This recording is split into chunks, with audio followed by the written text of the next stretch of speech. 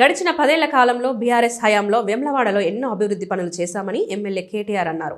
Municipal ఎన్నికల్లో భాగంగా BRS అభ్యర్థులను గెలిపించాలని కోరుతూ పట్టణంలో ఏర్పాటు చేసిన కార్నర్ మీటింగ్లో బీఆర్ఎస్ వర్కింగ్ ప్రెసిడెంట్ కేటీఆర్ పాల్గొన్నారు.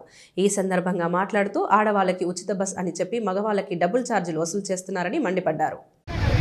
5వ వార్డు, 6వ వార్డు, 7వ వార్డు, 8వ వార్డు నుండి వచ్చేసిన మాపురంలో ఇలా నంది కమాన్కి వెళ్ళి ఇక్కడ వరకు వచ్చే డబుల్ రోడ్ అయిందా కాలేదా?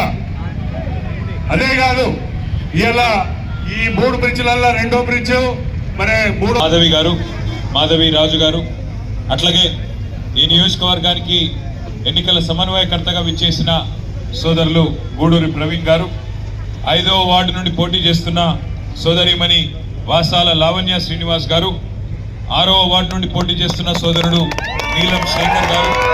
తర్వాత రూపాయి పని జరిగిందా ఆలోచన చేయండి. అయిందా ఎవరికైనా రూపాయి లాభం?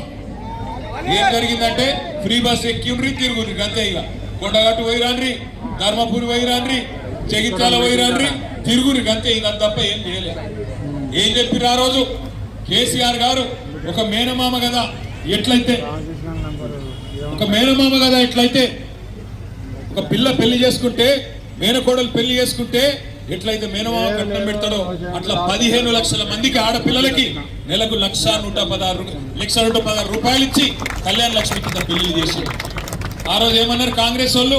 ఆయన 1,00,000 రూపాయలు ఇస్తుండు, మేమేమిస్తామన్నారు? ఏమిటి పడ్డదా? ఇంట్లో అందరి ఖాతాలో అంటున్నాం బంగారం. మరి వెళ్తారు, అయినా కూడా గుర్తుతారు మళ్ళీ కాంగ్రెస్ కోట్లు. ఒకసారి మోసం జరిగితే, ఒకసారి మోసపోతే, మొదటిసారి మోసం చేస్తే మోసం చేసిన తప్పవుతుంది. కానీ రెండోసారి కూడా అవే దొంగ మాటలకు మనం మోసపోతే ఈసారి తప్పు మనదవుతుంది. వాళ్ళు మీకు కడుపు మీద కొట్టంగా, వాళ్ళు మీకు ఇస్తానన్నది ఇవ్వకపోగా ఉన్నది కూడా వీక్ పారేస్తుంటే అయినా కూడా కాంగ్రెస్ కోటేస్తామంటే అన్యాయం అవుతుందా లేదా, మోసం ఎవరికి జరుగుతుందో మీరు ఆలోచన చేయండి.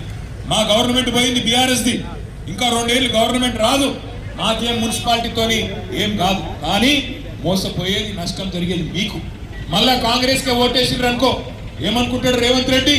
ఏమనుకుంటాడంటే నేను నెలకు 2,500 ఇస్తా అని చెప్పిన ఆడోళ్ళందరికీ ఇయ్యలే, 4,000 పెన్షన్ ఇస్తా అని చెప్పిన ముసలోళ్లకు ఇయ్యలే, 15,000 రైతు బంధు ఇస్తా అని చెప్పిన ఇయ్యలే, మగ పిల్లలకు ఆడపిల్లలకు స్కూటీలు ఇస్తా అని చెప్పిన చదువుకునేటోళ్లకు ఇయ్యలే, విద్యా భరోసా కార్డు 5 లక్షలు ఇస్తా అని చెప్పిన ఫీజు రీంబర్స్మెంట్ కూడా ఇయ్యలే.